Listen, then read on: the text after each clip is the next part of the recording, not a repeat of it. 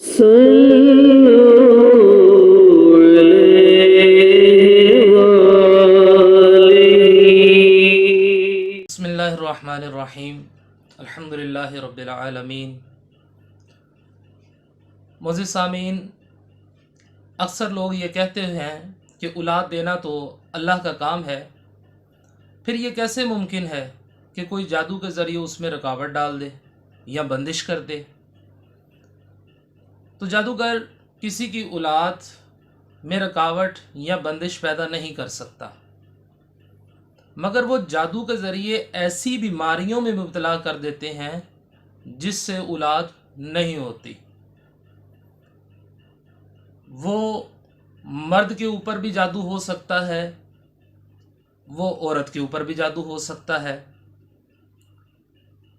کبھی آپ نے غور کیا ہو کہ اکثر اوقات آپ کھانا تناول کر رہے ہیں تو اس کے اندر بال آ جاتا ہے، تو یہ ایسا بھی ہوتا ہے کہ جادو کے ذریعے، جنات کے ذریعے آپ کے کھانے کے اندر بال ڈال دیا جاتا ہے، جو کہ پھر پیٹ کے اندر چلا جاتا ہے اور پیٹ کے اندر جا کر پھر وہ بیماریاں لگا دیتا ہے۔ اور اکثر اوقات وہ عورت کے پیٹ کے اندر جب چلا جاتا ہے تو وہ اس کی کوکھ کو کرا لگا دیتا ہے، جس کی وجہ سے بہت سی بیماریاں جو ہے وہ جنم لے لیتی ہیں۔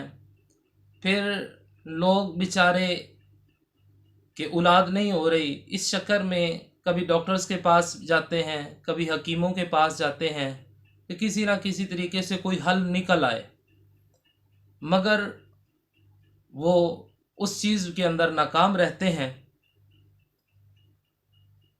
اور اس کی جو دوسری نشانی ہے وہ کیا نشانی ہے کہ جب کسی کے اوپر جادو کے ذریعے ایسے معاملات ہوتے ہیں تو وہ ہوتا کیا ہے کہ میاں بیوی دونوں کو یا دونوں میں سے کسی ایک کو برے خواب آنا شروع ہو جاتے ہیں۔ دوسری اس کی علامت یہ ہے کہ اکثر اوقات خاتون کے پیٹ کے اندر درد رہنا شروع ہو جاتی ہے، یا جسم کے اوپر نیلے اور کالے حلقوں کا پڑنا شروع ہو جاتا ہے، جو اس بات کی علامت ہے کہ یہ اب اولاد کے اندر یہ بندش ڈال دی گئی ہے۔ تو اس کا علاج کیا ہے؟ جادو کا علاج ہم اپنی پہلے بھی بہت ساری ویڈیو میں بتا چکے ہیں، اور کیونکہ یہ اس سے تھوڑا مختلف ہے اور ہر جادو کا علاج ایک دوسرے سے مختلف ہوتا ہے، اور اللہ تعالیٰ قرآن پاک میں بھی ارشاد فرماتا ہے کہ قرآن جو ہے یہ مکمل جو ہے یہ شفا ہے۔ تو اب ایسے مریض جو ہیں وہ کیا کریں؟ سب سے پہلے تو زیادہ سے زیادہ قرآن شریف کی تلاوت کریں اور نماز کی پابندی کو لازم بنا لیں۔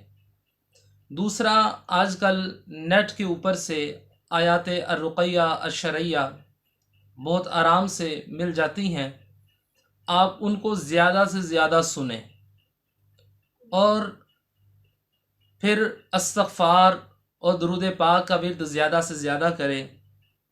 جیسا کہ حضرت امام حسن رضی اللہ تعالیٰ عنہ آپ کا واقعہ ہے کہ ایک شخص آپ کی بارگاہ میں حاضر ہوا، آپ اپنے حلقہ احباب کے ساتھ تشریف فرما تھے۔ ایک شخص آیا اور آ کے کہنے لگا کہ حضور اولاد نہیں ہوتی، تو آپ نے فرمایا جاؤ جا کر استغفار کا ورد کرو۔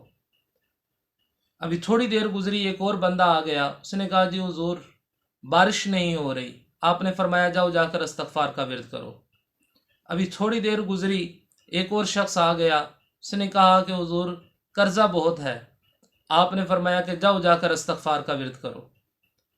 کچھ پل گزرے، ایک اور شخص آ گیا، وہ آ کر کہنے لگا کہ حضور کماتا بہت ہوں مگر برکت نہیں ہے، آپ نے فرمایا جاؤ جا کر استغفار کا ورد کرو۔ ایک اور شخص آ گیا، وہ آ کر کہنے لگا کہ حضور گھر میں بڑی ناچاکی ہے، آپ نے فرمایا جاؤ جا کر استغفار کرو۔ اب 5 شخص ہیں، پانچوں کے معاملات الگ ہیں، مگر وظیفہ سب کو ایک ہی بتایا۔ تو آپ کے رفقا میں سے کسی ایک نے پوچھا کہ جناب سب کے مسئلے الگ ہیں، جواب ایک ہے، آپ نے فرمایا کیا تم نے قرآن نہیں پڑھا؟ اللہ تعالیٰ قرآن پاک میں ارشاد فرماتا ہے کہ جب تم کسی آزمائش کا شکار ہو جاؤ، کسی تکلیف کے اندر آ جاؤ، تو پھر کیا کیا کرو؟ زیادہ سے زیادہ استغفار کیا کرو۔ اب یہ ضروری نہیں ہے کہ اگر آپ کے اوپر کسی نے جادو کیا ہے تو ہی اولاد نہیں ہو رہی، یہ اللہ تعالیٰ کی طرف سے بھی آزمائش ہے، مگر استغفار کا ورد ایک ایسی چیز ہے جو کہ اس آزمائش کو بھی ختم کر دیتا ہے۔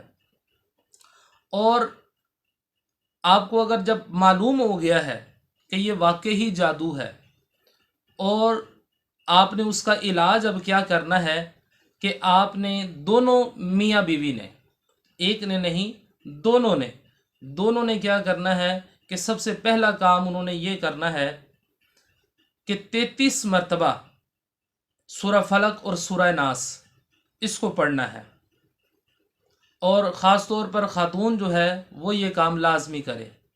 33 مرتبہ سورہ فلق اور سورہ ناس یہ پڑھے، اور پڑھ کر پانی پر دم کر کے تو اس کو پی لے، یا ویسے اس کو پڑھ لیا کرے۔